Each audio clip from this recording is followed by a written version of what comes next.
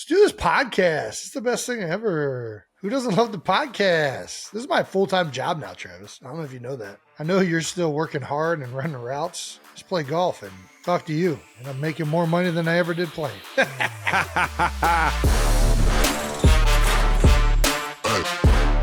Welcome back to New Heights, presented by Wave Sports and Entertainment and brought to you by Crown Royal. When you live generously, life will treat you royally. How about that? Shout out to Crown Royal, and we are your hosts. I'm Travis Kelsey, my big brother Jason Kelsey with the cool underdog hat on, and that's rather jazzy. Thanks, man. Hoodie you got on there. I like both. I like your get up today, Jason. Oh, thanks. I don't hear that from you very often. Subscribe on YouTube and wherever you get your podcasts, and follow the show on all social media at New Heights Show with 1S. Also, we got the official fan club at newheightsshow.com, also with 1S. Jason, let the people know. Yes. Wonderful. Yes, we do. All right, we got another great episode for you. 92%er Swifties, whoever's tuning in these days. We're going to talk about Travis hitting some dingers in Cleveland. All right. And maybe us trying to buy the Eagles. What? Probably. It's a steep price. I don't even know. It just is in the rundown. I think intern Brandon wants us to say that we're going to buy the Eagles, but we can't afford the Eagles. So, yeah. What were you about to say? You don't want to buy the Eagles? What? Were you about to say, nor do you want to buy the Eagles? No, I didn't say that. You said nor. Nor do I think they'd sell the team to both of us. Well, that's 100% true. Why would they? Why would they sell the team? Yeah, no, that makes sense. All right. But first, as always, new news. New news. That's coming in right. hot right now. Kids' Choice Awards. Patrick Mahomes and Travis Kelsey are nominated for a Kids' Choice Award. You guys are up for Favorite Male Sports Star of the Year. Wow. All right. Nice. Man, that's pretty cool. That's a category. Cool. I'll tell you, I'll be a part of that nominee. Heck yeah, this is similar to the Oscar for Best Lead Actor that Roberto Medini won. Yeah. And Travis, you're up for it. Yep. All right. Well, who all's in there? It's me, Pat, and who else? You guys, Patrick Mahomes and Travis Kelsey, are facing off against Cristiano Ronaldo, LeBron James, Lionel Messi, and Stephen Curry. Interesting. What the fuck? That's an incredible list. This is insane. It's insane that my name's even in there. Pretty cool. Dude, you're in the same award nomination as Lionel Messi, the greatest soccer player this decade. The greatest that's ever played. Cristiano Ronaldo, the greatest soccer player of this decade. There you go. LeBron James. I think he plays basketball. Yeah, I'm pretty sure him and Steph Curry both. And Steph Curry. Big. I think they both have like the top of their game. Just goes to show you how, impactful the NFL is. I think Pat Mahomes is right up there. Yeah, no, it makes sense that both you and Pat are in this. The more I think about it, it doesn't make any sense. Dude, you guys have won 2 of the last 2 Super Bowls. Yeah, 3 in the last 5. You're going for a third one in a row. Yeah. In the sport of football, that's pretty ridiculous. I think the more I think about it, it makes sense. My one question is, you can vote at this link. I'm not going to say the whole thing because it's a long link, but you can vote here. It's the Kids' Choice Award. Are they vetting to make sure that kids are only voting on this? How do they do that? You got the wrong guy. No vetting. So it's not the Kids' Choice Awards, it's just the Choice Awards. No, it's Nickelodeon, so it's kids. Yeah, but how do they know if it's kids? I mean, let's be honest. Most of the people voting in this might not be kids. Well, they probably are kids. I mean, dude, if it's kids, you're winning this by a fucking landslide. You think so? You think I got the kids on my side? I don't think it's fun. I'm just letting you know. My demographic when I used to go outside used to be fat, hairy guys. That used to be who, like if I was out in public, was going to stop me and say, hey, I like you, Jason Kelsey, football guys, fat, hairy guys. Now I go out in public routinely. 14-year-old little girls. That is like where my bread and butter is at. 12 to 14-year-old little girls are like, oh my God, you're the brother of Travis dating Taylor Swift. So I don't think there's a chance in hell that you're not winning this award if it's truly chosen by children. Nice, man. Might as well just give you the award right now. I'll make sure I keep influencing the kids to do the right things in this world. Let's just keep doing that. SpongeBob SquarePants and Patrick Star will host the event live on Saturday, July 13th. Yeah, were you ever a big SpongeBob guy? No, you were, though. No, what are you talking about? You used to watch it all the time. I hated it when you watched it. I did not watch SpongeBob SquarePants. It was that and Dragon Ball Z. I was just like, I definitely watched Dragon Ball Z. I got to go outside. I did not watch SpongeBob like that. You are completely ridiculous. Then what other one was it? I watched Cartoon Network in general. SpongeBob was Dexter's Laboratory. That's what Dexter's it was. Laboratory was a big one. Ed, and Eddie. That was decent. That was stupid enough to where I could enjoy it. Silly enough, I'll say. I'll say silly enough. It wasn't stupid. Johnny Bravo. You like Johnny Bravo. Yeah, I like Johnny. I could watch Johnny. He didn't talk much. Yeah, SpongeBob is a great show. I think it was a little bit late for when we were kids. It was just like a tick. Like, it wasn't terrible, but I didn't like fall in love with it the way I fell in love with Doug and Hey Arnold. And Doug was great. Hey Arnold, average. What were the Disney ones? The Rocket. Yeah, Rocket Power. Rocket Power. I was in on those for sure. What was the? I'm not sure if that was some other Disney ones. I was with Rocket Power. What was better, the Disney cartoons or the Disney just films like Brink and Johnny Tsunami? Dude, those were so good. What's your favorite Disney era?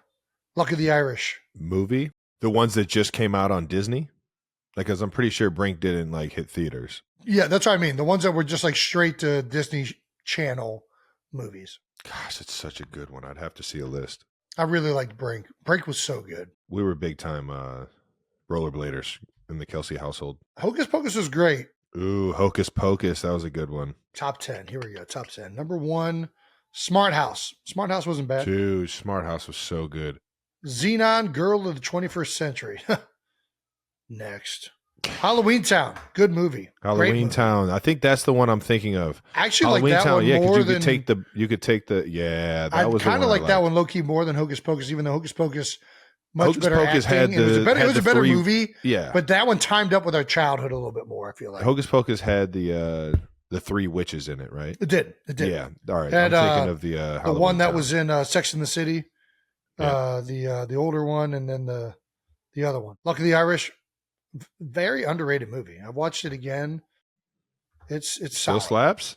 Still slaps. Land of the Eerie.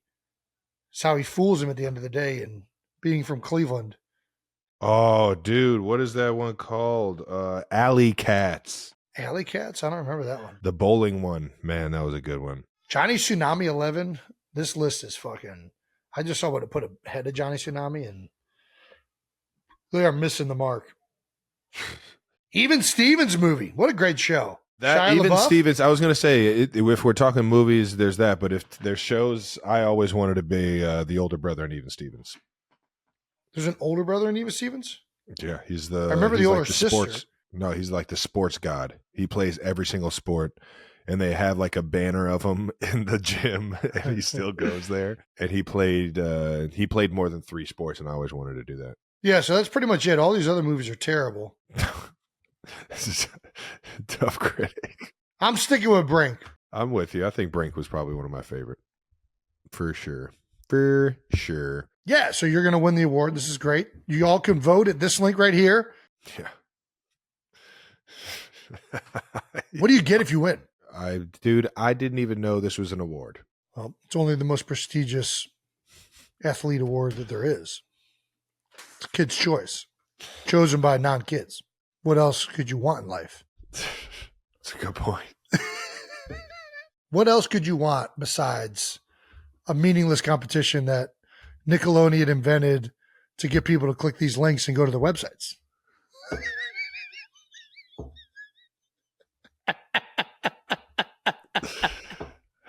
So real. It's so real. How the fuck did I get on the list? Dude, you're going to win. That's my favorite part. Shout out to the kids. Shout out to LeBron James, Steph Curry, and Pat Mahomes. Let's go. And our 2 soccer friends, Lionel Messi and Cristiano, who I haven't met, but I'm going to call you my friends because I respect you guys' craft. Beer Bowl submissions. You guys stepped it up last week and decided to send some great videos. Thank you. We got tired of listening to Intern Brand and Jet J complain. We have around 400 submissions. Wow. Nice. Here are some of our favorites so far. Team Doped Up Horses. Let's watch this one. Hello, New Heights. We are Chris and Sarah, a happily married, music Cleveland. and fun-loving couple from Delaware. We love nice. our Philadelphia sports teams. Go Birds! We met 15 years ago playing beer pong and have been drinking partners and partners in life ever since. Fuck yeah. We are Team Doped Oh, there Up she is. Horses. Climbing a pole. Yes. Oh, I love this. Committing to the bit. That's a great shot. It's clear talent. One flip. Oh, tornado chug. Tornado chug.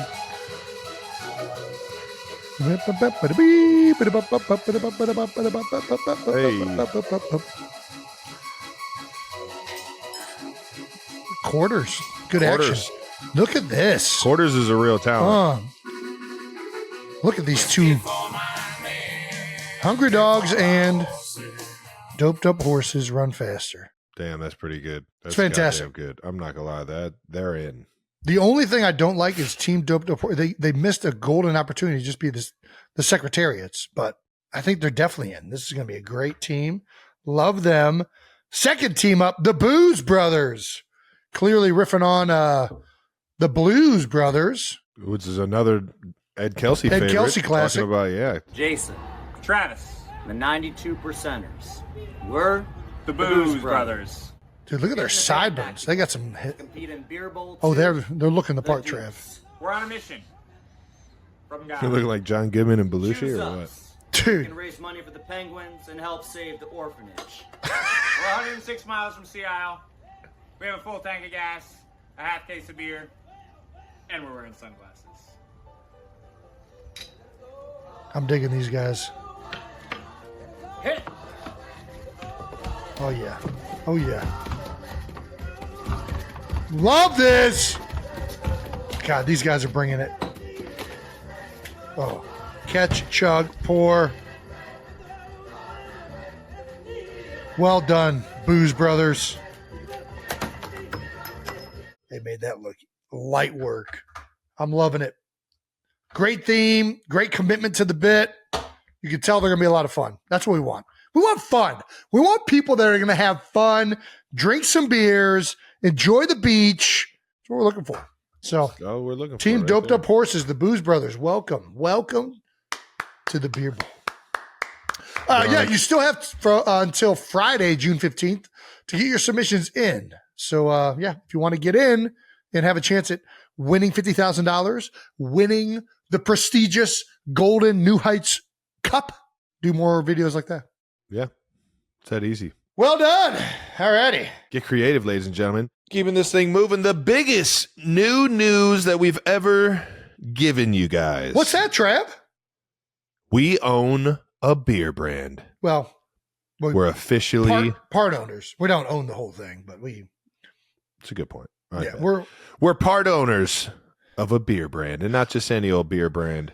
Just the most wonderfully tasting. Am I allowed to show it? Yeah, Can I show it? yeah. Just go like a quick one. Oh, you have to pause that one to catch that one. I don't think we're allowed to. It can only be on there for like half a second. I think those are the rules. We own that. We wanted to introduce to our 92 percenters that don't already know this beer because it has been out for a while now. It has been. Garage beer. Cincinnati favorite. It is called Garage beer. Why did we do this? Why did we do this? Why wouldn't we do this? I mean, we like beer, We love beer. so let's do beer. We love beer that tastes like beer. Yeah, that isn't like making like a fancy like slogan or like trying to like push you to, you know, have less calories and all that. No, we just if you like good beer, this is a good beer. We like beer that tastes like beer. Yeah. This is a beer that you keep in the garage. And if it's not in your garage, maybe you just take it to your garage where you can bring out the table saw. Because that's always safe. One beer, The fuck you sawing? one beer's not going to pull a finger off.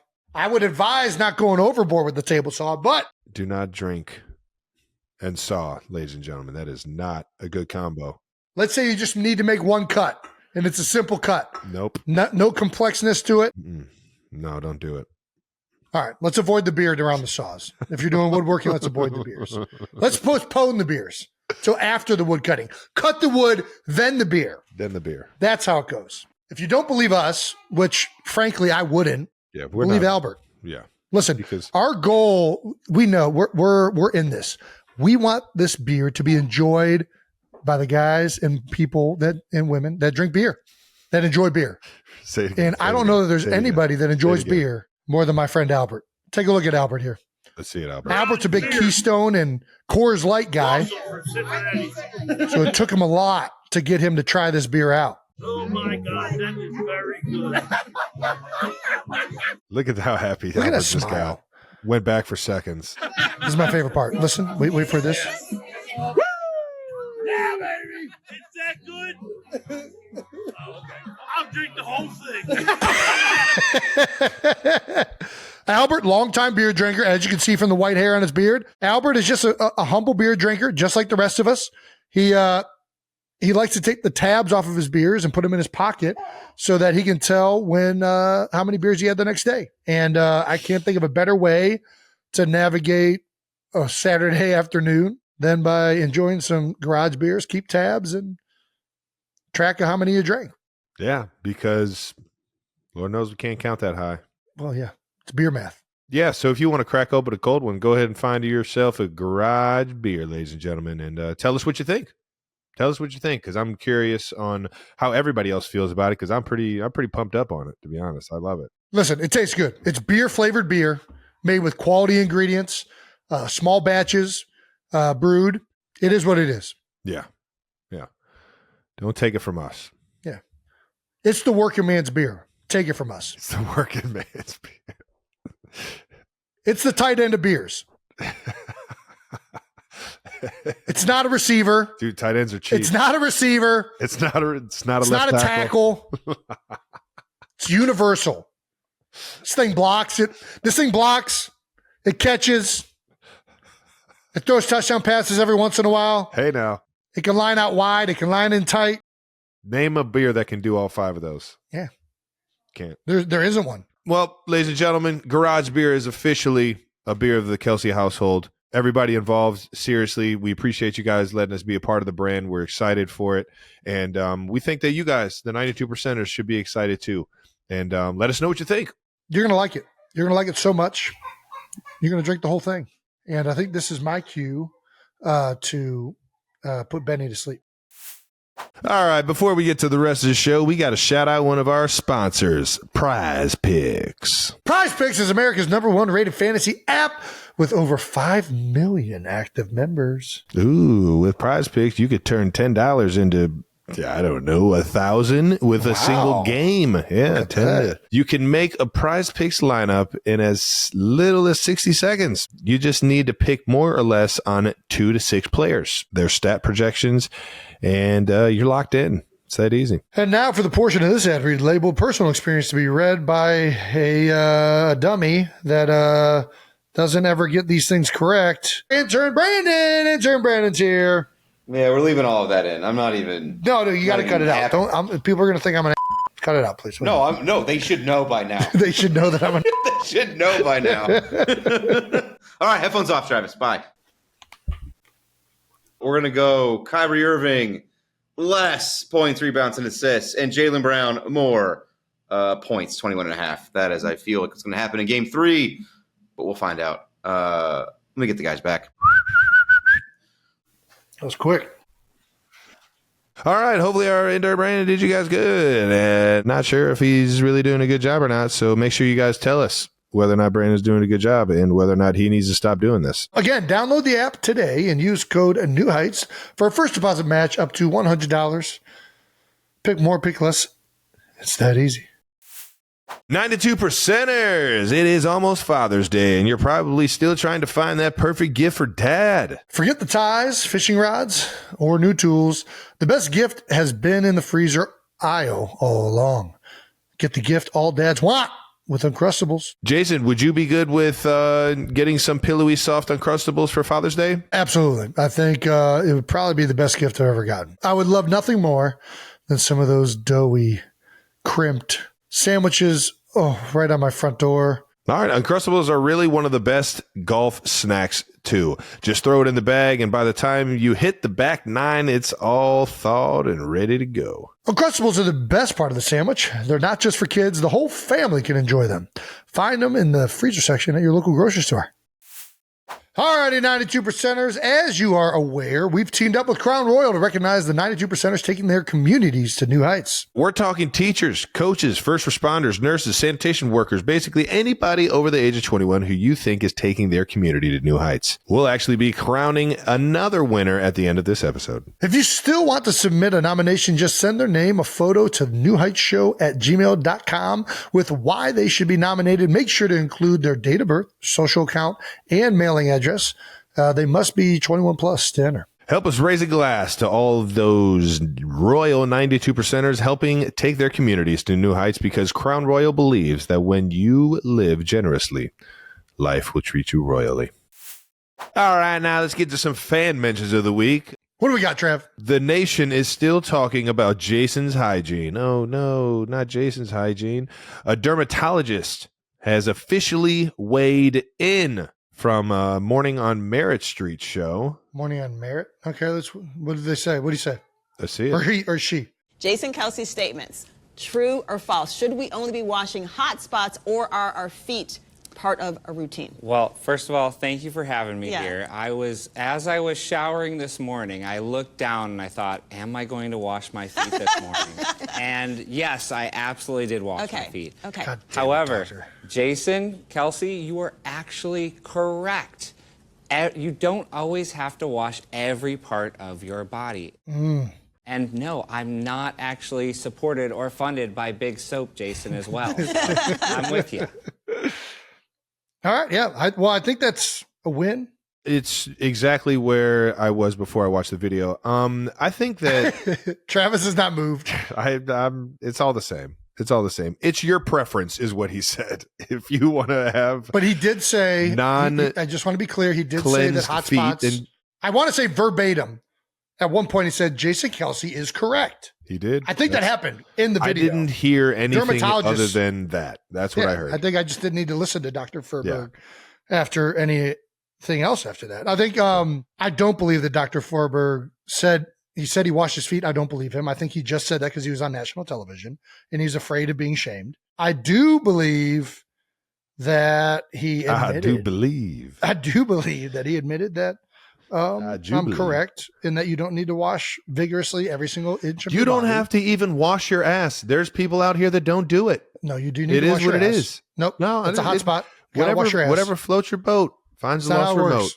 Yeah, that's how you get jungle rot, not washing your butt. That's how you get that. True. Okay. This is true, but some people aren't moved by jungle rot. You need to wash your taint. You need to. You need to watch. You need to, but if you're not, don't feel weird about it. Just do your thing. No, wash it. Wash your ass with soap. But outside of that, there's no need for it. I'm just like, if you want to wash it, you can. Your skin will be more unhealthy, but you can tell everybody, look at how clean I am. I just washed my feet and everything else, and I'm the cleanest person alive. And your skin will be more unhealthy, and you'll be doing yourself a negative, but at least you'll be able to tell everybody what a clean person you are. And then you'll be saved in public situations from having to admit that you like to do things that are actually healthy for you, and that you just succumb to peer pressure because you don't want to be called dirty, which I don't give a fuck about because I know what's better for my skin. Got it.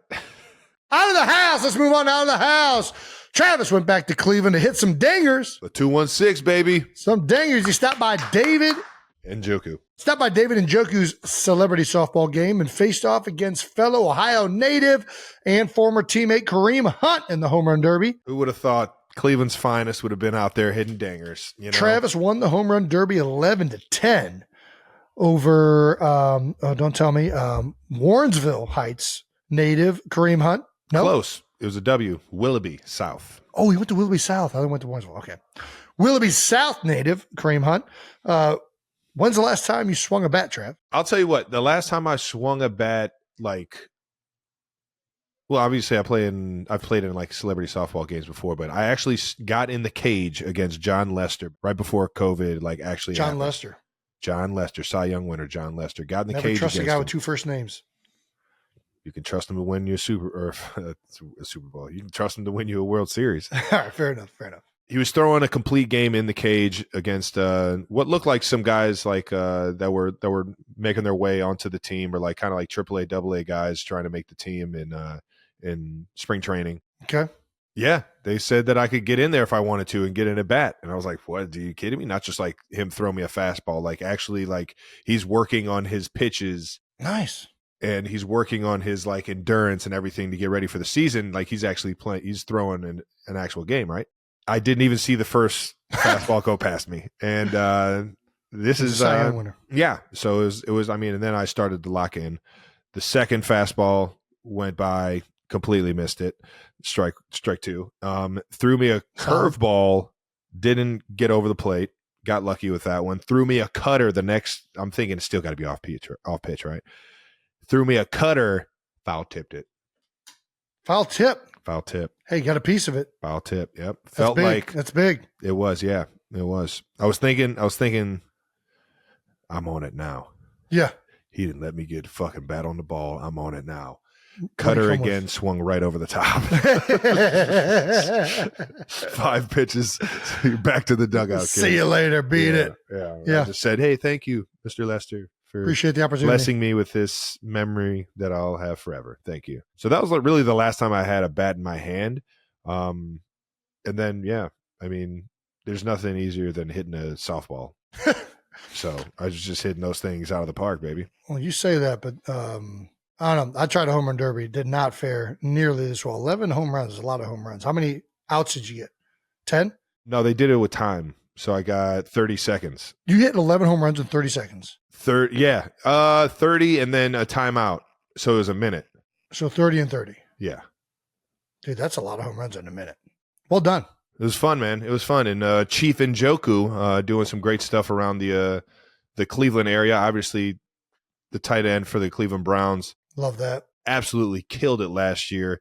He's been slowly becoming one of the top premier tight ends in the league. And last year, him and Joey Flacco, man, they were connecting all over the field for some big time touchdowns and big time gains. And it was just really fun to see him take off last year and to just take his game to the next level. He's a good player, very good player. So shout out to David and everybody that was involved. There were a lot of Cleveland ties that were running the entire softball game. And, I'm appreciative that I got the invite. It's always good to get back in front of Cleveland. Well, they gave you a big ass trophy here for winning the home run derby. Big ass trophy. Very nice trophy. Yep. You also at one point had a trident. What's this? Yes. about? So in the actual game, the Lake Erie Captains, what do you call it? Mascot. I'm not quite sure what it is. I don't think there was a mascot back when I was going to the games. Yeah, I see the mascot in the background of this photo. Yeah.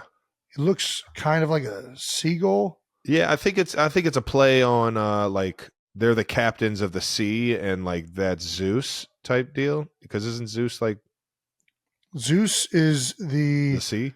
No, Poseidon is the god of the Poseidon. sea. But Poseidon is not a black seagull. Yeah, you're right. I have no idea what the situation is. Okay, Jason. perfect. Okay, awesome. Just asking questions. I mean, it's a cool looking trident. Yeah, and he handed it to me when I hit a home run in the actual game. He handed it to me as I was rounding third. Can we talk about you as a baseball player for a second? A lot of people don't know this, but Travis was a very skilled multi-athlete. Everybody knows about your basketball playing ability. We've talked about that on the show and how you had offers to play at multiple universities, basketball in college. But what people don't know is that you are a very talented baseball player. And the New Heights team has dug up an old article from The Athletic that actually went into detail on your baseball era that had some great quotes. So we're going to say them right now. On Travis is a Major League Baseball prospect, per Coach Michael Bricker. Who the hell is Michael Bricker? Can you tell us that, Travis? Yes, Michael Bricker was he was the head coach for the champions This is the wooden bat league you did in college? This is the wooden bat league in my college years. When I got suspended, I wanted to keep the competitive juices going. So I and I didn't know if I was going to play football again. So I was like, well, maybe plan B is baseball. I could really swing the bat. Well, you did the wooden bat league, having not played baseball in 2 years. Yeah. And Coach Michael Bricker said Kelsey could have been another Kirk Gibson had he stayed in baseball. It's pretty cool. It's a hell of a quote right there. Yeah. Kirk Gibson could have been a good receiver, tight end type guy. I think they both chose good career paths. Okay. I think you're right on that one, Coach Michael Bricker. Can Major League Baseball players play in the NFL? Absolutely not. Do you want to weigh in on this? Is that necessary? I think so, yes. Travis. Dude, athletes are athletes. Don't look at baseball players like they're all fucking Babe Ruth, okay? Just out of shape fucking guys. Travis. Right? I promise you, Jason, walk up to Aaron Judge and you tell me whether or not he'd be able to play football. I don't need to walk up to him. He ain't playing football. What? Dude, I know so many guys that played that were really good at baseball that also played football. Yeah, I agree. There are a lot of football players that are also good at baseball. But there's no baseball players that could play in the NFL. No. Gosh. I just don't think there's a chance. Why? What do you think? What do you think's the big reason? Not tough enough? I mean, that's one part of it. Bo Jackson, Deion Sanders, either one of those two come to mind? Yeah, they were football players that could play baseball. I'm not negating that NFL players couldn't play in Major League Baseball. But what's the difference between their skill set in baseball? I mean, maybe Kenny Lofton. Dude, if you never got Tommy John, you could have played in the MLB. Again, football players could play Major League Baseball. I'm not negating but that. Maybe that's just the path that they wanted to. They didn't like football. Maybe they didn't like it. That's kind of why I'm saying they would never be able to play.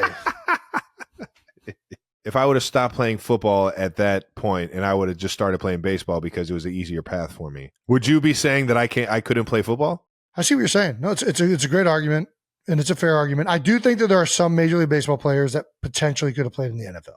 Dude, you're trying to tell me right now that Randy Johnson couldn't have been a good quarterback? Yeah, maybe. I mean, he threw sidearms, so it might have come out a little funky, but no, dude, it was just a whip. That thing was he threw sidearm a little bit. He threw a little sidearm.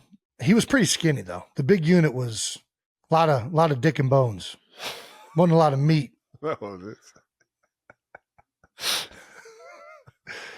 He was ribs and dick.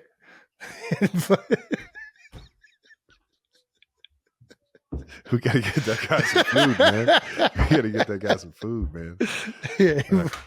Yeah, Ellie De La Cruz. Dude, just go and type in Ellie De La Cruz highlights. All right, listen, you've talked me into it. I'll watch Ellie De La Cruz. Dude, he's like the biggest, fastest, like just fearless dude I've seen on the baseball field. He's 6'5", 200 pounds, Travis. Dude, I'm telling you, just watch him. Is he playing receiver? What's he playing at 6'5", 200? He's definitely playing receiver. He's that fast. Dude, he is flying. He's flying like it looks like he's as fast as Deion Sanders running around the bases. That's fair. I will take back my statement. There are definitely Major League Baseball players that can play in the NFL. I just think if we're making a blanket statement. That was a bold statement. Deion Sanders was really, really fast. I don't know if he's that fast, but he is fucking flying, dude. I believe you. There's been some really fast baseball players. Oh my gosh, big boy, flew, fielders. Prince Fielder? Prince Fielder's going to play in the NFL. Where's he playing? He's got nose guard. I don't know. Dude, he can move. We're talking. Yeah. Big boy can move. Yep. I don't know where we're going with this. Back to Travis. Was there ever a point where you almost pursued baseball instead of other sports? We've talked about this. Yeah, we just talked about that. Yeah. It was always something in the back of my mind that I knew like I had a chance at if I like wanted to give it a run. You know, I think my size and my like athleticism, as well as the fact that I could throw a baseball, I could track a baseball in the outfield. Like I felt like I would always get a chance. So it was always in the back of my mind that I had that as like a plan B, which is why I tried to, play in 2010 when I got kicked out of school or when I got kicked off the team for a little bit. I was always just kind of like keeping that alive in a sense. Sure. It was just, baseball is such a slow game to me. And I really, really enjoyed baseball when I had a fun team to be around, when I had good guys and like some of the all-star teams that I was on, I couldn't find just the love for the game like I had in basketball, or I had in football, or even in hockey and lacrosse. I just knew that it was fun with the teams that I had been on, and that I had a chance, or at least I had interest from scouts and colleges that were looking at me to play. So it was like, all right, this is an option if I want to go there. But for the most part, I've always loved other sports more. But I will say this: in playoff baseball, sign me up, It's baby. exciting. I'll buy a ticket right now. All right, let me ask you this. You've played all 4 major sports in the United States. You grew up playing hockey. Yep. Grew up playing basketball. Yep. Grew up playing baseball. Grew up playing football. Yep. Of those 4 sports, which guys are your least favorite that you'd want to hang out with? God damn it, Jason. That is such an unfair question. It's a very fair question. It's so I don't know how that is an unfair question. From the You can road rank that, them if you from want. from the road that I took, the baseball players for sure. But at the same time, the baseball players. Favorite is football. Favorite is football. Every other sport was just so much more team oriented. It wasn't just like, oh, my Agreed. success on the team. 100%. And There's I something don't know. to. I feel like and listen, a lot there of are the baseball players were there's very baseball guys to that we love. themselves. The There's baseball baseball players guys were that we very love. to themselves. I was a guy that I was like, man, I want to be on the team. I don't want to just come to practice. Like, I want to hang out after practice and like just be around the guys and have some fun with my teammates. I want to build some chemistry. So when I step on the fucking diamond, I'm having fun with it. You know what I mean? And not a lot of guys in the baseball world were doing that. Now, I will say this.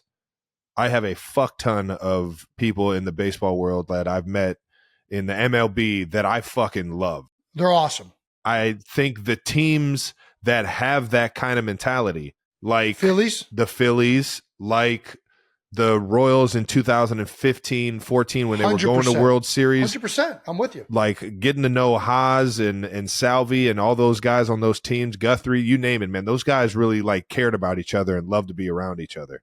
1,000%. In sports, when you get that, that's the love for sports that I have. Yeah. You know what I mean? That's the shit that I'm looking for. Can you explain the phrase "the legend of 6'6"?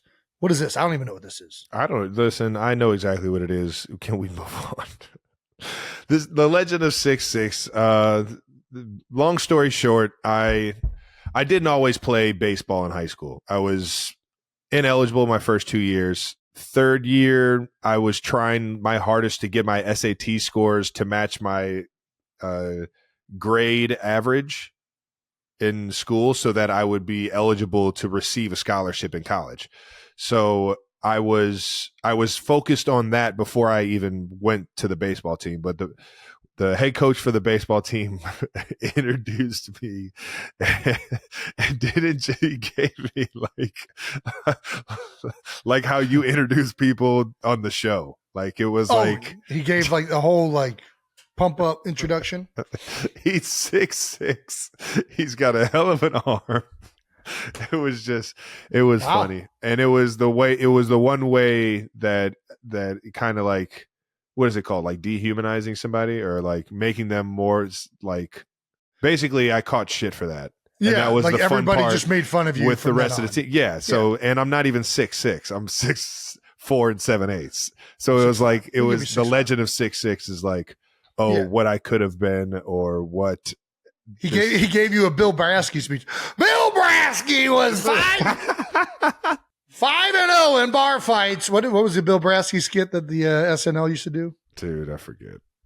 Bill Brasky once drank an entire barrel of whiskey and then made out with Marilyn Monroe. That's the kind of speech he gave of Travis Kelce. Yes. Yeah. And I had yet to even play a high school baseball to that extent, really. So there's really no like fun legend of 6'6". It was just something that I got clowned for because the coach introduced because me. The coach pumped you up and everybody the coach decided to make fun of you. Used my fake height that we would put on the roster.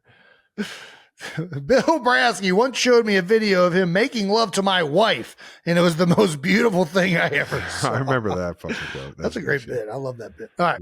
Yeah, let's talk about this story about a high school game. In a game against rival Beechwood, I would not call Beechwood a rival, but in a game against Beechwood, Kelsey came in as the closer. Cleveland Heights was up by 2 runs, but Kelsey was especially wild that day.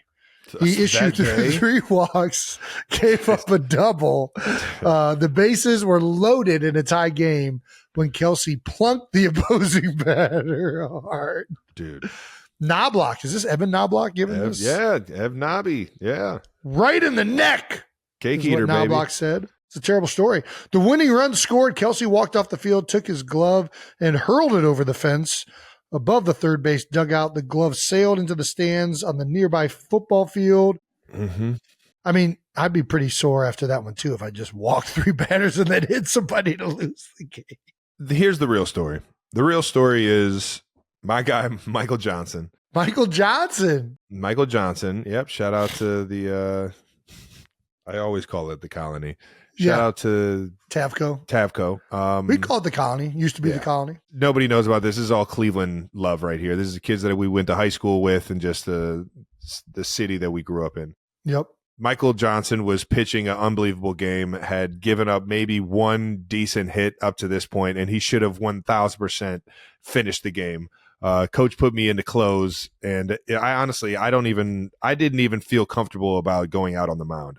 I am not a pitcher. I could hum it in high school, probably low 90s. You're being modest. You could hit 94. You could hit 94.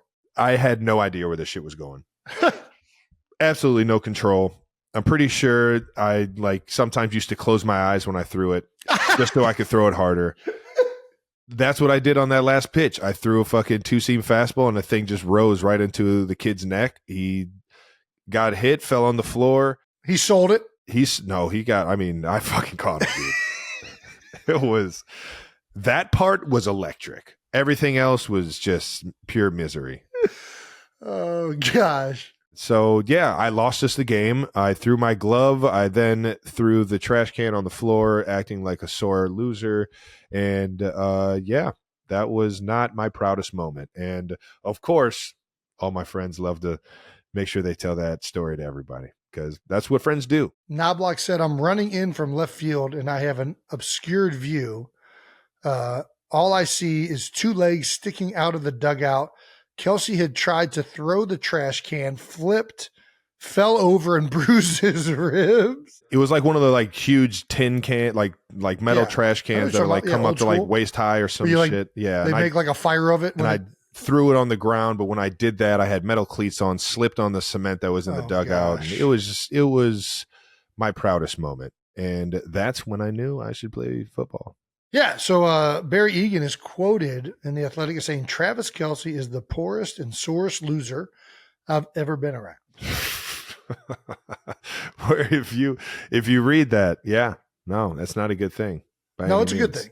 If you know Barry Egan, it reads completely If you know different. Barry Egan, it's a good thing. He means this in the utmost of he means complimentary that tone. I fucking despise losing and that I'm very passionate when I don't win. I think that's what he's more so trying to get across. But at the same time, there have been moments that I haven't been very proud of how I've, treated a loss. And this was one of them. Well, shout out to Barry Egan. Who do you think's the sore loser, me or you? Me, for sure. Think so? Yeah. Have you had any outbursts like that? Travis, you know me. What are you talking about? Yeah. We were both cut from the same loins. Yeah. Yeah. Yep. We've had our moments. This is true. All right, it's a tie. Yeah, you did apologize. We always apologize. We know we're being stupid. Oh, for sure. For sure. Yeah. We do hate losing. Although I do firmly agree, especially for kids, losing is incredibly important. I think we put way too much emphasis on winning at high school and below age groups. I kind of hope my girls win just enough that they're confident, but lose enough that they don't think that they're the best at what they do so that they're hungry to continue to I think it's actually bad to win a lot when you're younger. I think it's good to lose a little bit, but still think that you're good enough to win all of them. That's the medium that you need to be in, right? Yeah. Would you agree? Yeah, I'm with you. You need to lose enough to despise it. I won. And to know that you everything. can lose. I won everything. You lost a lot. What are you talking about? Cleveland Heights football? You guys never made the playoffs. Yeah, good point. I thought What are you were talking about before. You guys are good in basketball, but you didn't win a state championship. No, you're right. I think it's good to be good, but you don't want to be terrible. I was thinking of before that, like middle school. Yeah, you won hockey. I won hockey, lacrosse. I mean, baseball. I won a lot. We won lacrosse, but it was a lower division. We didn't compete against the upper echelons of lacrosse. We won Division III. Yes, the same with hockey too. We were AA. We weren't AAA. Exactly. We would still go and get our asses handed to us by like Gilmore. Fuck. Maybe your years, not my Come years. on now.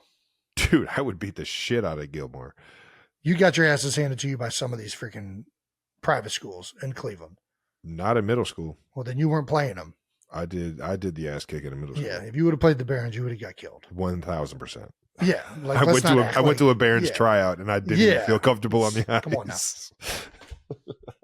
Losing's important. That's what we're getting to. You got to lose to know how much it sucks. Yeah, and don't be fucking sore losers, kids. That's not a good trait to have. If you never get your ass kicked, you're never going to learn.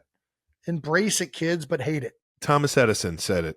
Hate it. He learned 9,999 ways on how not to make the light bulb. Yeah. And finally, the 10,000th time. And listen, he made a light bulb. And how many times? And he didn't get a trophy for the 9,999 times he didn't make the light bulb. Yeah. You know what I mean? Yeah. But they were every bit as important as the time that he did. You don't need a trophy or, you don't need to be happy that you're failing. Yeah. You just need to hate it, but know that it's a process in order to get it right. And sometimes you got to throw a trash can when you lose a game for your entire team so that they know that you care. You're going to hate yourself. You're going to be a little baby and people are going to call you the 6'6" and they're going to make fun of you. The 6'6" can't pitch. Yeah. Yeah. The 6'6", he lost us the game. He's a loser. And you got to throw a trash can to let everybody know that, you're a little bit crazy. So they can't make fun of you that much. It's kind of how it works.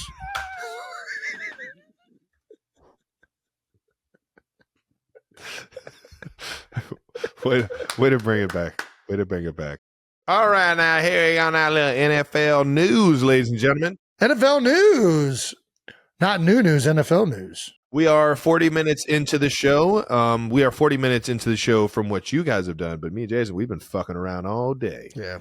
On this goddamn computer and microphone. So let's jump into some actual football news and talk about what you guys probably are here to listen about. Yeah, we're in mandatory mini camp starts this week for the Kansas City Chiefs. So nice. I'll be in KC all week having some fun. We just did the amazing media day today, which was so much fun. It's the best. I got told to stand there and look over my shoulder and point at my nameplate on the back of my jersey. I cannot. That's the best, dude. It's the best. It's all about me. What is it about getting older that you like? Picture you just day, realize how worst. much of that shit they're actually not going to use, and you're just like, this is so fucking silly. It's just a waste of time. Yeah. Like, just take pictures from the games, use them. Like, what are we doing? Yeah, well, I'll do it for the in-house people because I know them on a personal level. But honestly, all the extra production stuff, I'm just kind of like, no. I will see you guys later. And I got some side eyes, but it is what it is. I feel like doing that every single year for the same networks, doing the exact same thing, and it's just I'm too stubborn. I'm old. I'm just an old, angry veteran at this point. I am. What was his name? Roy Kent off of Ted Lasso. I am just fucking. Don't miss me with all the fucking extra shit. I just hate photo. Dude, I hate somebody telling me what to do. Oh, I cannot stand like it's the worst. Oh, dude. Why, you want to flex? I'm like, no, I don't want to flex. No. Just take the fucking photo. I'll do what I'm willing to do. Take the photo. Can you not just take photos while we're standing around? I am out on posing for photos. I feel bad for the guys that have to do this. They're you know what I mean? Like they're coming into a fucking hornet's nest to just angry vets that don't fucking want to do this shit. I know. They're great people. They're wonderful. They're just doing their job. I'm not even just talking about football. I'm talking like I can't. Yeah, no, I hear you. Yeah, you're right. But I just, There was a point where I felt bad, and I was just like, all right, let's just hurry up and get this thing over with. Come on. What else do I need to do? All right, stand here, turn over my right shoulder, and fucking smile and point the camera. Got it. I'll do it. I'm getting. I don't know why.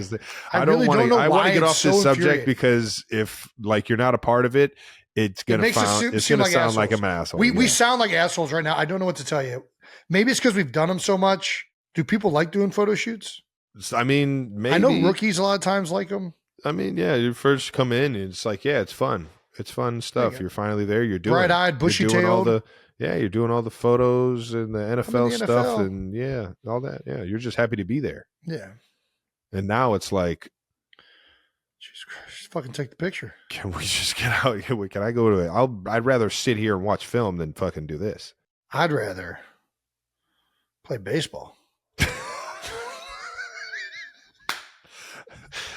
Mandatory mini camp is the rest of the week. So we got 3 mandatory days where we get to compete, baby. We get to go up against the number 1 defense in the National Football League, baby. Was it the number 1? It was either Baltimore number 1 or were you guys number 1? They were fucking. It was 1 or 2. Either way. I know my defense won the Super Bowl. Yeah, I know they won the Super Bowl. That's fair. They're damn good. We get to, I guess, do a full practice. So we'll be out there in about 2 hours, 2.5 hours, whatever it is.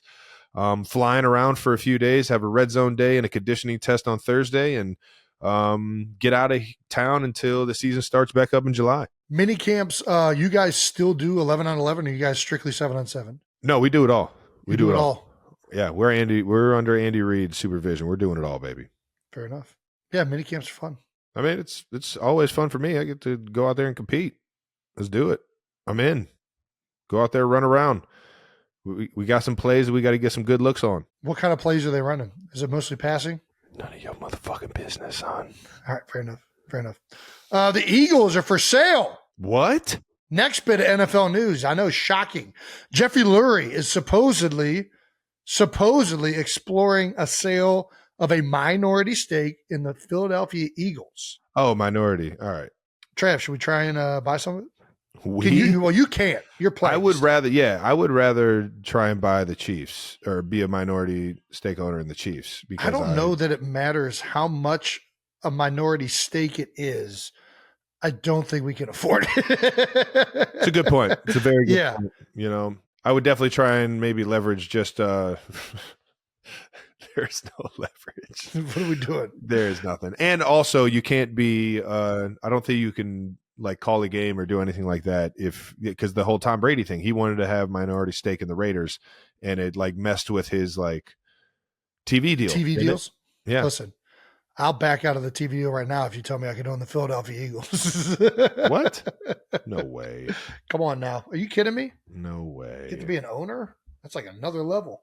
Can you name the other 9 most valuable NFL franchises? The 9? There's 9 others? Well, obviously, okay. Let's see if we can do this. Should we write it down or should we just start listing them? You can go on the hand. Dallas Cowboys. Yep. New York Giants, New York Jets, San Francisco. I don't need it correct. I know when I'm correct. I'll let you know when I need you saying correct, Brandon.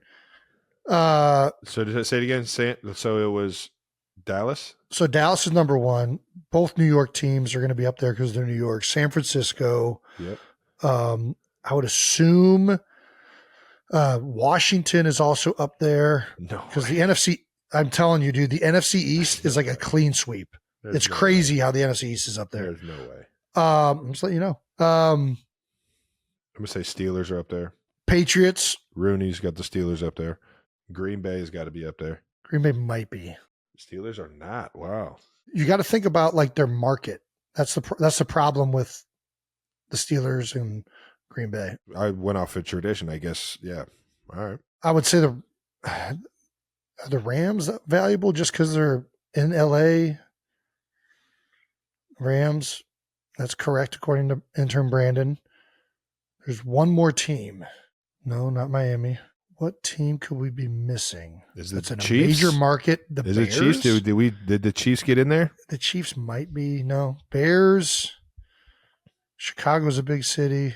Yeah, it is Bears. Nice. Boom. Cool. That was fun. Well, friend of the show, Rob McElhenney, might have already put in an offer. Rob, can we get in on this? What do I got to do? Stop trying to tie me in. This is you. You're going to tell me you're going to turn it down. Yes. You get an opportunity to be an owner of an NFL team. You're going to say no? Yes. Why? Because I want to broadcast when I'm done playing. You want to broadcast. You're saying that right now. You want to broadcast. Yes. What do you want to do? I want to be right here and tell them about the game. The old ball coach, ladies and gentlemen. That's what I want to do that. I want to be the talking head that calls the games. How can we be an owner but not be an owner? Like if maybe a family member buys. Kylie buys a portion. Ooh, that's pretty. How does good. that work? She would have to buy it with like out survivorship or like marital. So what? I'd have to give her it, which that'd be tough. Shut the fuck up. God damn it. Kylie didn't sign up for that. That was fucked up. No. You set up a shell company. NFL probably doesn't do their kind of research on that kind of stuff, do. right? 1,000% they do. It's too much money not to be doing the research. I don't think it's ever going to happen. So it's fun to think about, though. Yeah. All right. You know, like when you go on Zillow and just look at houses that you can't afford. Oh, it's my favorite thing to do. It's every day. I feel like that's kind of what we're doing right now. Yeah. All right. Well, let's say it. What team would you want to own if it wasn't the Eagles or Chiefs? Well, what team? I mean, the Browns probably. Yeah, if we're Browns. taking You gotta out go the Browns. all like personal connections, what team would I want to own? Yeah. What team can Jason own? Well, we could all just own Green. We could just own Green Bay right now. All you got to do is buy stock. That's one of the things I love about Green Bay is that they're a publicly traded football team. I wouldn't want to be West Coast. I might go Bears. I like the Bears. Steelers is a good organization. Bengals. We got to take out the Bengals too, just because Cincinnati. Yeah. Bengals are out.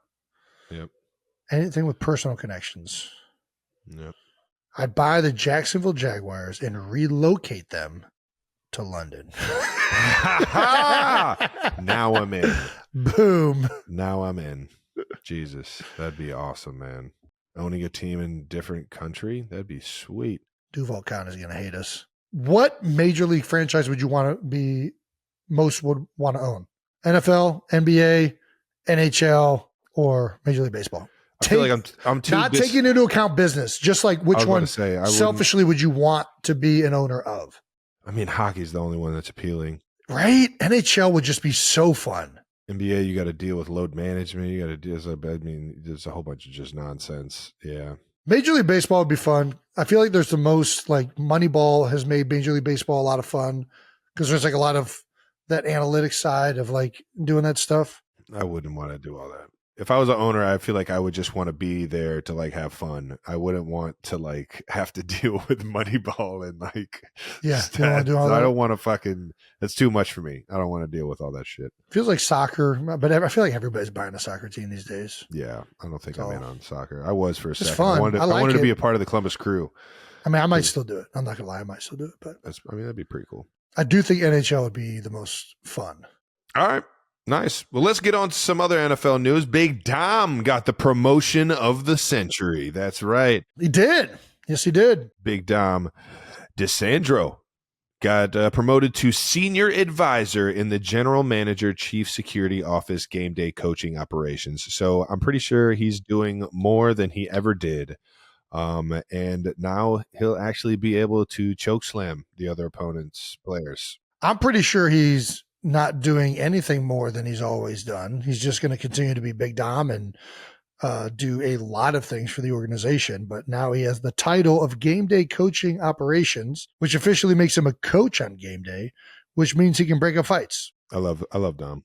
You can't not love Dom. When you meet him, you realize why everybody fucking loves Dom. So I think the best thing that's happened to this whole thing is just Dom cementing himself as a legend on an even broader scale because he was already a legend. Who's the Chiefs' Big Dom? Do you guys have? I mean, there's no other thing. I mean, Big Dom's there's only one Big Dom. Yeah, dude, you can't create a position for a guy to come in and try and be that. He's just either Big Dom or he's not.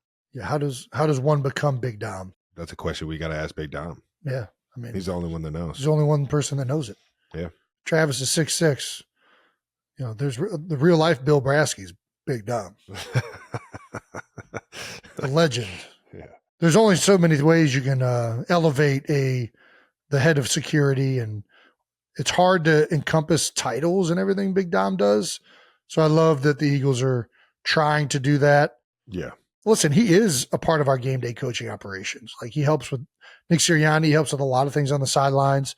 So I think it's a deserving title. I don't think it's just like, kind of having a little bit of fun there, but he's integral on game day. He's a guy that just brings the energy. He helps guys on the sideline. So I'm happy about it. I think hopefully Big Dom is. Shout out to Big Dom. Congratulations, Big Dom. 92%ers. Now that I'm not playing football, a big part of my life is taking care of my health. How is AG1 fit into your retirement life? I wake up every day. I take a scoop. I throw it into some water. I shake it really well, and then I drink it. It's been pretty seamless. I usually take it and drink it every morning, and just gives me that feeling that I need starting off my day. That's right. Doing something good for the body, and I notice I got more energy to get done all the tasks that need getting done. But don't just take Jason's word for it. AG1's in-house team of doctors, scientists, and researchers work with third-party experts on studies that validate the benefits of AG1, giving you one less thing to research. Starting your journey with AG1 is simply a win. Try AG1 and get a free 1-year supply of vitamin D3K2 and 5 free AG1 travel packs with your first purchase at drinkag1.com/new heights. That's drinkag1.com/new heights. Check it out. Summer is jam-packed, and take it from a couple of guys that know a thing or two about sweating. The heat is no joke, people. So you've got to be prioritizing hydration. With all the drinks out there, you want hydration that works. Liquid IV delivers extraordinary hydration with advanced science. Thanks to LIV. Hydroscience. Trademarked. An optimized ratio of electrolytes, vitamins, and nutrients. There you go. Travis, would you recommend Liquid IV to anyone out there sweating this weekend and struggling with poor hydroscience? Absolutely. And Liquid IV is super simple to enjoy. Just tear it, pour it, and enjoy a packet of Liquid IV whenever you need a little, extra kick of hydration. That's right. Liquid IV is the #1 powered hydration brand in America. That's right. It's American-made hydroscience. 3 times the electrolytes of the leading sports drink. With 4 delicious sugar-free flavors, it's a zero-sugar hydration solution with no artificial sweeteners. It's just hydroscience, clinically tested to hydrate more than water alone. Turn your ordinary water into extraordinary hydration. With Liquid IV, get 20% off your order of Liquid IV when you go to liquidiv.com and use the code New Heights at checkout. That's 20% off your first order when you shop Better Hydration today using promo code New Heights at liquidiv.com. 92%ers, if you've been listening to the past few episodes, Travis and I have been getting out of the house a lot this offseason. This is actually the first time I've been in the house in weeks. I don't even recognize this place. I don't even know how to turn the TV on behind me anymore. But do you know why we feel so secure in getting out of the house? Because we know about Simply Safe. That's right. Simply Safe delivers 24/7 whole home protection from intruders, fires, and floods. So you don't have to worry about everything, even your giant softball trophies when you're getting out of the house. And all that is backed by 24/7 lifeguard protection, so Simply Safe agents can act within 5 seconds of receiving an alarm. All this security with no long-term contracts ever. Right now, you can get 20% off a new system with Fast Protect monitoring at simplysafe.com/new heights. That's 20% off simplysafe.com/new heights. Act fast to get this deal today. There's no safe like Simply Safe. All right, let's move on to some no dumb questions. That does it for our NFL news. Sorry if you guys actually thought we were going to talk about the NFL. We didn't talk about the NFL? No Dumb Questions is brought to you by Uncrustables, the best part of the sandwich. Love it. And everyone knows no dumb questions. There's no such thing as dumb questions, just dumb people. But we might actually have our first dumb question. From @Kyler Saunders, 6539. Hey, boys, it's Kyler from East Coast Canada. East Coast Canada. What's East Coast Canada? That's Montreal. That's Montreal. That's Quebec. French Canada. Yep. All right. Bonjour. Obviously speaks English. Hey, boys, it's Kyler from East Coast Canada. Once again, asking yet another dumb question. You have 24 hours to spend $1 million. You can't donate it. You can't give it away. You can't gamble it, as though that would be a choice. You can't buy a house. You can't buy a boat, jet, car. How would you spend it? So I'm assuming in this like scenario, there's like a purpose, like you get something for spending $1 million in 24 hours. So it's like a competition. Is that what he's getting at? Jason, you ever spent $1 million in 24 hours? Have I no. Well, I mean, outside of like buying a boat, jet, car, gambling, buying a house. No, I haven't. No, I think that's the only ways I've done it. I would probably take that $1 million and buy $1 million in an index fund that tracks the S&P 500 and call it a day. There you go. Does that count? You can't buy stock. He didn't say you can't buy stocks or a He company. never said you couldn't invest it. Yeah. That's probably the best. Intern Brandon is saying that's boring. Okay. Yeah. Well, let's get back to this. You asked me that. Have you ever spent $1 million in a day? I don't think so. But at the same time, outside of like real estate or. Yeah. I don't look at a lot of the things I buy in terms of price. So I don't think I have. But also like outside of a house, car, boat, jet, like all those are like. Those are the high ticket. Usually you're financing it, and I'm not a huge gambler, and I don't just give away money. So yeah, I don't think I have. Well, I think it's a long shot if I have. Let's use our imagination skills. What would you spend $1 million on if you had to? Maybe a jetpack. Jetpack. I'm in on jetpacks. Jetpack's cool. Does it have to be $1 million? It can be more than $1 million. I think it's $1 million. Probably. Can you get a golf course with $1 million? That's real? Is that a house though? Is that kind of real estate? Yeah, I think that's really cheap for a golf course. You can buy like a really nice piece of art or maybe some sports memorabilia. Ooh, yeah, maybe a Otis Wagner card or something like Yeah, that. maybe a few watches. Some watches. Watches seem to appreciate. Yeah, that would be another. Those would be wise investments. Art, watches. What's another? Gold. Gold bars. Yeah. Buried in the backyard. Ooh, that'd be sweet. That'd be pretty cool. Freaking gold bars. What's National Lampoon's Cousin Eddie? Yeah, Cousin Eddie. Worked for him. What would be a stupid way to spend $1 million? Oh no, go party or something. I don't know. Yeah, that'd be dumb.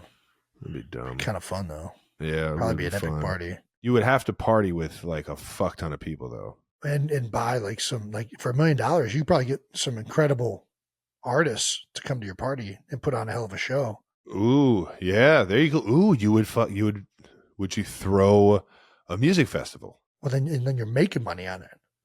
So you're investing the money and hopefully you're making it on the back end. Who you haven't played at the music festival? You already do this, Kelsey Jam. What are we talking about? That's a good point. Yeah, man, that shit's so much fun, man. $1 million. I'm gonna try and get Willie Nelson. I don't want any accompanying band. I don't want any accompanying band. I want Willie Nelson. You might be able to get Willie Nelson for like a couple $100,000. Well, I'm going to give him $1 million because he deserves it. Okay. And I just want him and Trigger. I don't want anybody else. All right. And some garage beer. Nailed that one. I think this might be our first dumbest question in the world. $1 million right now. Just got to spend it. That was a sweet question. Nice question. If I had $1 million, I would spend it on investing in Uncrustables, the best part of the sandwich, and that is what's brought to you. You could use that $1 million to buy up all the Uncrustables in like a specific area, like a geographic location. You could make a shortage on families that like need Uncrustables for their kids, and then you can buy that for $1 million, and you can upcharge it. This is how shorting works. Then you sell it, maybe the Uncrustables, it's like $1 an Uncrustable, but now that you own all the Uncrustables, people are panicking for these kids' lunches. You start selling them for $2, and because there's a national shortage. Like this isn't the content that the 92%ers signed up for. All right, fair enough. All right. Yeah, that does it for No Dumb Questions, brought to you by Uncrustables. Uncrustables, the best part of the sandwich. Teach tape time. That's right. Another segment of Teach Tape is about to happen now. This week, we're breaking down a play from Super Bowl 57. 3rd and 2. Blitz coming. Hurts in deep trouble. Gets away. Throws across his body. Incomplete. What inspired this play to be talked about, my man Michael Collins, former caddy and also fellow podcaster. Hey-oo. Michael asked me at the Eagles Autism Foundation golf outing this week if I had one mulligan that I could take on my career, what would it be? Ooh. This is the play. This is the play that I think about when I think about Super Bowl 57 and ones that I would like back that Travis ended up winning. So this is 3rd and 2, late in the game, 4th quarter. Chiefs are up. We are going, and hopefully if we convert here, going down to score. We end up running a protection that is a play action protection. The tight end is going to slice back. His responsibility in this protection is actually the inside linebacker to the right, Nick Bolton. The line's offensive responsibility is the 4-down lineman, and the back is responsible coast to coast, 4-4. Spags ends up drawing up a saw blitz. Ironically, and I don't know if it was a formational check that Spags wanted in this game, but he ran this exact same pressure on this exact same play action earlier in the game. And we ended up being, we didn't end up picking it up because the tight end and back both went to the nickel. So the Mike, when he green dogged around late, ended up getting a hit on Jalen and kind of forcing an off-target pass down the field. So I recognize that the same blitz is happening, and in order to try and correct it, I end up taking the line's responsibility now to the Mike.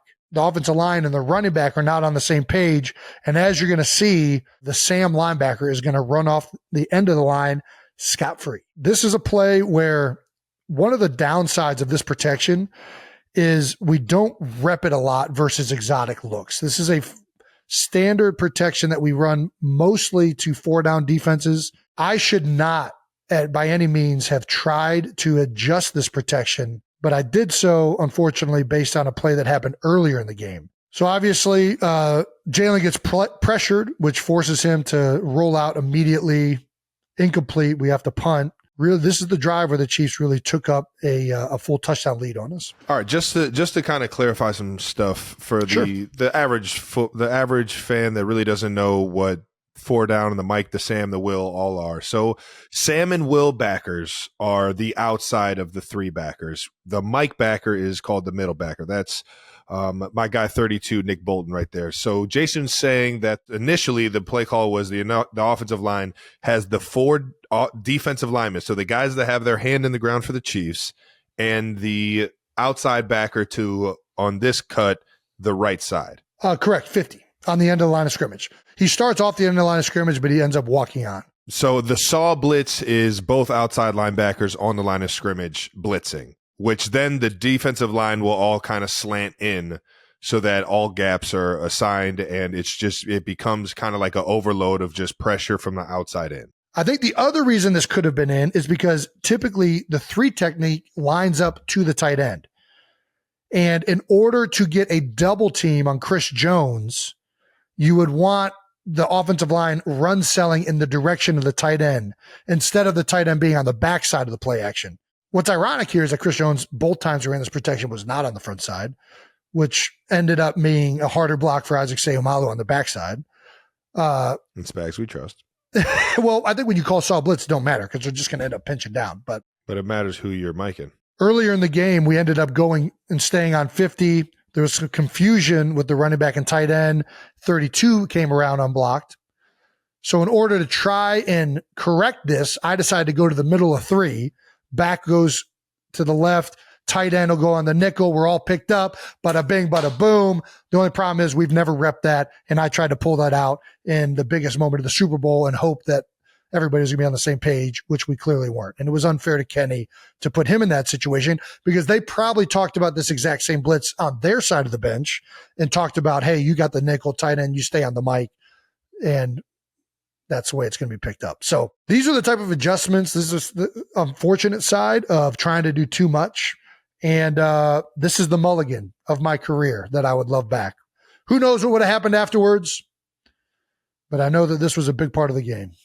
Do you have anything else to add, Trav? Do you think that was a good one? Yeah, I mean, they're all good to learn from. I hate that you put that much, thought on one play of a game. I mean, obviously we all have our the what do you call it? The times that we don't have success that we wish we had back, and maybe not that we regret, but big game like that, big moment in the game like that play was, I understand how you could think about that more than others. But at the same time, that was a hell of a game, and it could have gone either way there at the end. No doubt. But yeah, I think it was a good play to learn from. And it's always, you want to be your best, when the team needs it the most. And I think that, you had maybe we're a step further along than some of the other guys in terms of understanding that, protection and understanding that it was a saw blitz and where guys should have gone. But at the same time, yeah, man, it's way easier to be Monday morning quarterback and say this is what we should have did and all that. Yeah, no question. But in the heat of the game, I don't. Who's to say that was the right or wrong decision, man? Yeah, the problem is when you're going up against exotic looks, what I try and do is picking up blitzes is to resort to base protections, and that play doesn't really have a base protection. Like when you're running some of these run play actions, they resort to 74-75 or protections that how to pick up all of these exotics to. This play didn't really have that. So it would have ended up being better if I wouldn't have tried to adjust it. But because of what happened previously in the game, I tried to adjust it. But in general, 7-man protection, 4 down, you want to go to the middle of 3. Let the back go here. The tight end blocks out over here. That's where my brain went because that's kind of the root of 7-man protection. But this is it's just a different play. It's a one-off. So whatever. It's unfortunate. It's the Mulligan play I wish I had back because if I wouldn't have changed anything, we probably convert that 3rd down. Trav, what about you? Do you have a Mulligan play? Do I have a Mulligan play? One play you wish you had back. Why did I say back? One play you wish you had back. There were a fucking. We all had Mulligan games. Shit. I wish I would have fucking played better in the COVID Bowl, the 2020 Super Bowl against the Tampa Bay Buccaneers, and I wish I would have played better that game. That entire game, there were opportunities for me to make plays that I didn't make. Early on, I dropped the 3rd down conversion where Pat put it bread and butter. I'd had to make a catch. Getting double teamed, but I should have made the fucking catch. And that would have been a huge momentum boost for us. Man, there's so many plays from early on in my career. Man, the play that I got knocked out against Tennessee. I wish I would have had that play back, and I would have went about it a different way so that I didn't get knocked out. I think the second half would be a completely different game if I'm able to be a part of that game. Let alone, getting knocked out. Fuck. Who wants to get knocked out? I'd love to get a Mulligan on that one. Dude, there's so many. And I don't know. I learned from them. There's a lot of Mulligans we would take, is the bottom line. Yeah, especially me. Fuck. I watch film and I'm not happy with what I see. And I don't know why. I've always had that mentality, but I've always focused on how I could do things better. Instead of like, man, that was actually one of my best plays of my life. If it's a good play, I just kind of like, all right, fine, I'm good. I did my fucking job. It's almost like it's expected. Hey, I did what I was supposed to do. I did what I was supposed to do. And then I go on to the next play and I'm like, man, I'm a fucking turd. Yeah. God damn it. Why did I go in with that kind of leverage? Or why didn't I use my hands more on that block? Or why didn't I use a bigger move or get off the ball faster on this route?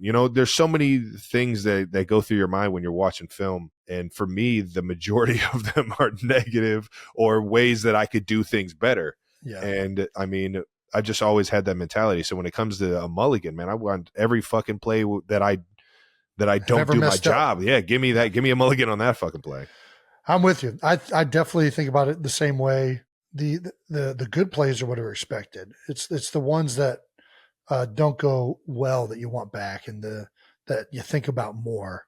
I guess that's why we're sore losers. Fuck. There you go. The whole world knows I fucked that play up. You're the greatest to ever do it, son. Don't you forget it. I've had a lot of good ones.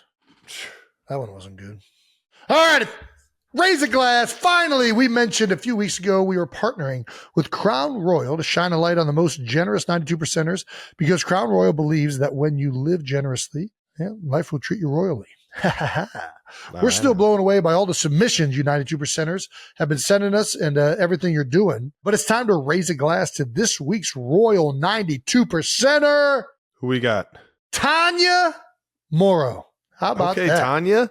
What's Tanya up to? Well, from Tanya's friend Jamie, who nominated Tanya. Tanya is one of our high school English teachers and also our head softball coach. This year, she won Teacher of the Year for our campus. Way to go, Tanya. In addition to her paid job, she also volunteers for our staff engagement committee, which has the sole purpose of bringing joy to other teachers. She is a part of our safety and security committee as well. There we go. Okay. Safety and security engagement committee. I see you, Tanya. Okay, Tanya. All sorts of extracurriculars. Tanya is also a city council member for the city of Hazlet. Wow, Texas. Okay. She is often the voice of reason and always does what is best for the people in the community. Tanya, I'm loving everything Jamie's saying about you. You are nailing this, girl. In her free time, she takes her dachshund. You have a dachshund? Oh my God, they're adorable. Louis all around the state and races him. Tanya is an amazing person who does for people and never asks for anything in return. Also, she is the only Eagles fan other than me in a sea of Cowboys fans. And for that alone, she deserves to be recognized. Tanya! Gosh, dang it, Jamie, I agree. Teachers don't get enough credit. Am I right, Trev? But I mean, there's no question. Matter of fact, if I got $1 million back to that dumb question, I'd fund a foundation to make sure that the teachers get more credit and more pay and just more recognition. And God damn, this is more, great. Why didn't we think about this earlier? I love it. I love this. Dachshund races. I got to see this. I want to see how Louis handles it. Have you ever seen, do you know what a dachshund is? No, but I did used to love watching those dog competitions on ESPN back in the day. Dachshunds are wiener dogs, another popular name for them. Yeah. So sweet. I can only imagine dachshund races where their little feet are just. Yeah. Dachshunds can hit speeds of up to 15 to 20 miles an hour. No chance. Not a chance. I'm not buying that. No way. There's no way a dachshund is beating me in a race. No way. And I can't run 15 to 20 miles an hour at this point. I can hit 15. I can hit 15. I ain't hitting 20 though. There's no way you're hitting 15 miles an hour. I'll fucking put that GPS on right now. You're out of your mind. I'm definitely hitting 15. I hit 18, 19 routinely, but 20's a little high. Intern Brandon said that's what Google said. Well, you can't believe everything you read on Google. Yeah, I don't believe the majority of what I read on Google.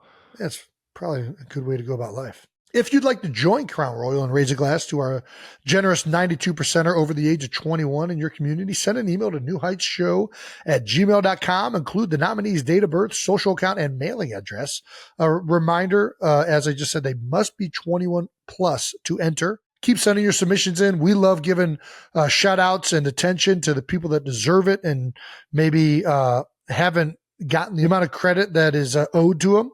And proud to shed a light and raise a glass to Tanya this week. There we go, Tanya. Yay! There we go, Tanya. All righty, that wraps up another episode of New Heights. Make sure you subscribe on YouTube to the New Heights channel so you know when all the new episodes are coming out. We'll be back with a new episode next week. Listen and subscribe wherever you get your podcasts. Once again, New Heights is presented by Wave Sports and Entertainment and brought to you by Crown Royal. When you live generously, life will treat you royally. Follow the show on all social media at New Heights Show with one S. And thanks to our production and crew, we're going to need you for this one. Boy, yes, we are. Fuck. And to our 92%ers, sorry you had to listen to that. We'll see you guys next week.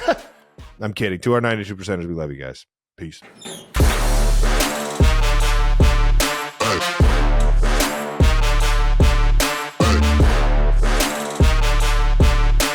Basketball. Fuck. What a great movie. Dude. We need to do a live show where we actually do a full-on live basketball fucking game. With the beers. Come on. With the beers? Matt Stone and Trey Parker? Dude, if they're willing. I was just saying the beers as in like garage beer, but yeah. Well, they can be the beers sponsored by Garage Beer. There you go. I would psych the fuck out of Trey Parker.